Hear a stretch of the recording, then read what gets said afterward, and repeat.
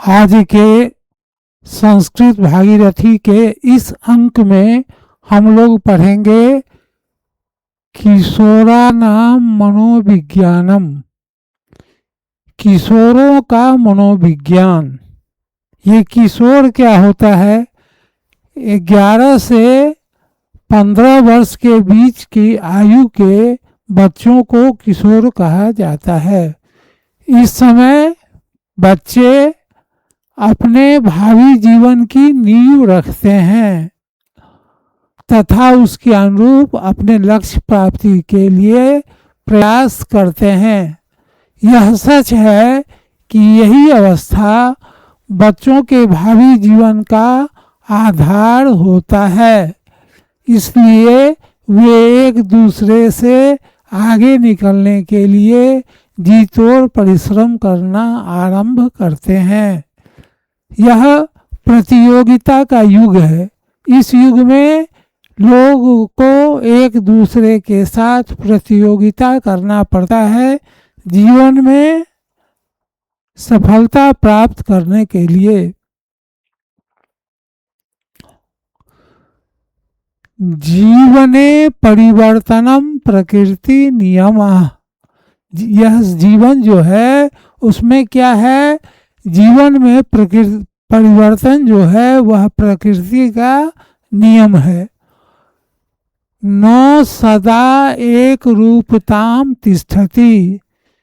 जीवन में हमेशा एक रूपता नहीं रहती है।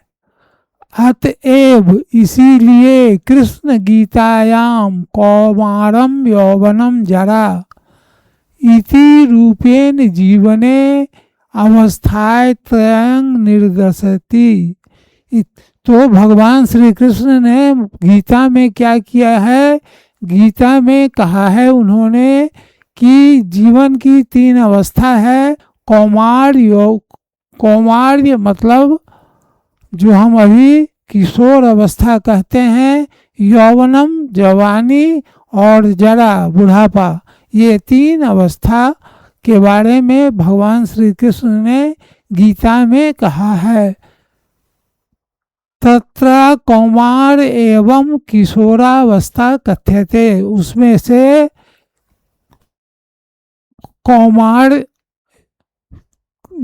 जो अवस्था है उसे किशोरावस्था कहते हैं। बालावस्था युवावस्थेन अंतराले च सा भवति। बचपन और युवावस्था के बीच में यह काल होता है। उच्च विद्यालय अध्ययनाम किशोरा किशोर्यश्च भवन्ति। उच्च विद्यालय में जो पढ़ते हैं बच्चे वे कैसे होते हैं? वे किशोर होते हैं। किशोर और किशोरियां होती हैं। विद्यालय में सामान्य शिक्षा क्रमेण ते परंपरागतम पाठ एवं अनुसरन्ति। तो ये क्या करते हैं? विद्यालय में सामान्य शिक्षा द्वारा वे परंपरागत पाठों को पढ़ते हैं, किंतु तेषां शारीरिको मानसिकश्च मनोवैज्ञानिकश्च पक्षा अपेक्षितो अस्तः।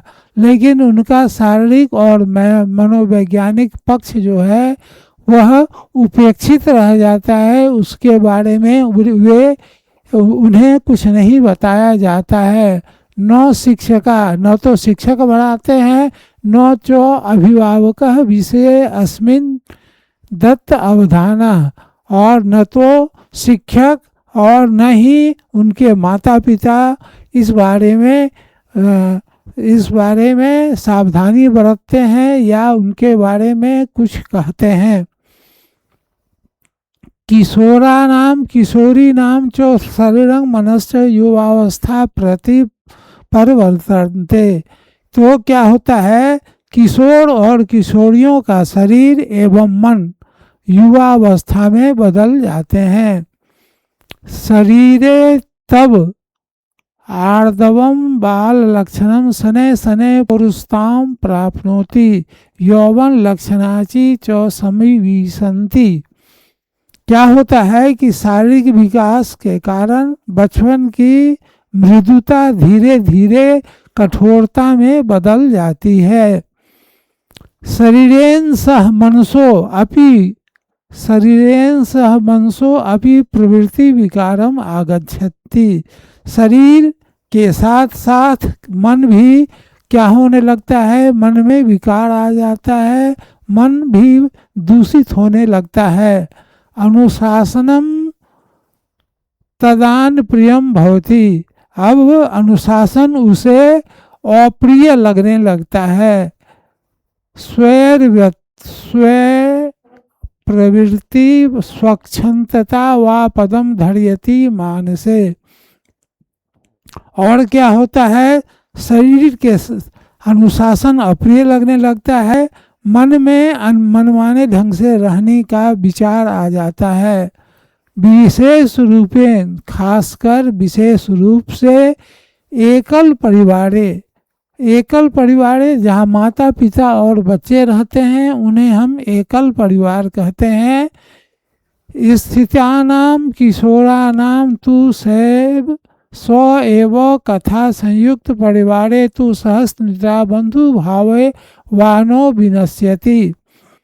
तो एकल परिवार में क्या स्थिति होती है कि मनमाने ढंग से रहने का विचार आ जाता है, और संयुक्त परिवार में क्या होता है कि सहनशीलता और बंधुत्व की जो भावना है, भाईचारे की भावना है, वो नष्ट नहीं होता है। संपन्न परिवारे पालिता किशोर यदा कदा स्वमित्राणि विकृतानि कुर्वते। और संपन्न परिवार में जो बच्चे जिनका लालन पालन होता है वो अपने मित्रों के साथ कभी कभी विकृत कार्य भी करते हैं। तेषाम महत्वाकांक्षा बढ़ती, उनका महत्वाकांक्षा बहुत बड़ा होता है। एते च स्व परिवारे प्रति आक्रोश भावम अपि प्रकटयन्ति। वे कभी कभी क्या करते हैं, अपने परिवार के प्रति आक्रोश को प्रकट करते हैं। किशोरेषु विकसितस्य तादृश्य दिवा स्वप्नस्य परिशोधन परिमार्जन च आवश्यकम भवति। तो क्या होता है कि किशोरों में विकसित होने वाले इस प्रकार के अवास्तविक कल्पना को रोकना अति आवश्यक है। तदर्थ शिक्षा अभिभावके मध्य काले काले संवादः विचार विमर्श अनिवार्य। इस काल में शिक्षक और अभिभावक के बीच में समय समय पर विचार होना, आपस में पेरेंट्स और बच्चों के माता पिता और शिक्षक के बीच विचार विमर्श होना अनिवार्य है। जीवनम प्रति आशावादी भी किशोरे भवितव्यम। तो जीवन के प्रति क्या होना चाहिए, किशोरों को आशावान होना चाहिए। किंतु स्वकीय मूलम साध्य जातः च न विश्वसनीयम। किंतु अपनी क्षमता और साधन का स्मरण करना चाहिए, अपने क्षमता और साधन को भूलना नहीं चाहिए। समाज में सुलभानाम साध्यान उपयोगेन स्व अभिलाषस्य पूर्ण श्रेयः। समाज में उपलब्ध साधनों के उपयोग द्वारा अपनी इच्छा को पूरा करना श्रेयस्कर होता है। लक्ष्यं च दूरतो दृश्याम अपि सदा अनुबंध शाली भी लभ्यते। और क्या होता है, लक्ष्य को दूर से देखते हुए भी समाज में उपलब्ध साधनों के उपयोग द्वारा अपनी इच्छा को पूरा करना श्रेयस्कर होता है। एतद् अर्थ महतां जननां जीवनं चरित्रस्य अपि यदा कदा अनुशीलम अनुसरणम च कर्तव्यम। और लक्ष्य को दूर देखते हुए भी सदा जीवन अनुसरण करना चाहिए। महान लोगों के जीवन को देखना चाहिए और उसे उनका अनुसरण, उनके पद चिन्हों पर चलना चाहिए। नारीणाम जागरणे काले अधुना किशोर्या अपि स्व अभिलाष्य स्व उद्देश्यां पूर्तिं क्षमा संति। अब महिलाएं भी, किशोरियां भी अपनी इच्छा के अनुसार अपने उद्देश्य की पूर्ति के लिए सक्षम हैं। न एक अपि कार्यम संप्रति ताभिरल मध्य लभ्यम दृश्यते। वह भी क्या करती हैं कि अपने साधनों के अनुकूल, अपनी मन के अनुकूल, साधनों के अनुकूल दिशा से उपक्षित, दिशा को देखती हैं, दिशा को प्राप्त करती हैं। तथापि संकल्प से दृढ़ता साधना स्वाभिदिशया च परिवर्तन अपि काम्यं स्यात्। अब क्या होता है कि साधन के अभाव में कुंठित होना अनुचित है। साधने अभावे कुंठ पालना अनुचितम। तो साधन के अभाव में क्या है कि कुंठित होना, मन को छोटा करना अनुचित है। अन्यथा प्रतिभाया विनाशः सुलभस्य अपि साधनस्य उपयोगः इति। तो क्या होता है कि साधन के अभाव में कुंठित होना अनुचित है, क्योंकि इससे प्रतिभा नष्ट होती है और साधनों का दुरुपयोग होता है। अत्र नीतिकारस्य पद्यांश अभिनवः अर्थ अनुसरणीय। तो यहाँ पर नीतिकार के पद्यांश का नवीन अर्थ अपनाने योग्य है। क्या अपनाने योग्य है? दैवम निहत्य कुरु पौरुषम आत्मशक्तया यत्ने कृते यदि नो सिद्ध्यति को अत्रः दोषः। भाग्य को छोड़कर अपनी सामर्थ्य पर परिश्रम करना चाहिए। यदि परिश्रम करने पर भी सफलता नहीं मिलती है तो इसमें किसका दोष है? किसी का दोष नहीं है। तो भाग्य को छोड़ करके अपनी सामर्थ्य भर परिश्रम अवश्य मनुष्य को करना चाहिए। यदि प्रयत्न करने पर भी सफलता नहीं मिलती है तो इसमें किसका दोष कहा जाएगा? अर्थात किसी का दोष इसमें नहीं है। अर्थात प्रयत्न से प्रफलं च सत्वरम लभते चिंतनीयम इदम यन्मय प्रत्येन कह कुत्रा च दोषा आसीत। अर्थात प्रयत्न का परिणाम यदि शीघ्र प्राप्त नहीं होता है तो यह सोचना चाहिए कि मेरे द्वारा जो प्रयास किया गया उसमें कुछ कमी रह गई। सिद्धं कथं न जाता इति। और सफलता फिर प्रयास करना चाहिए। सिद्धं सफलता क्यों नहीं मिली, इस पर हमें विचार करना चाहिए।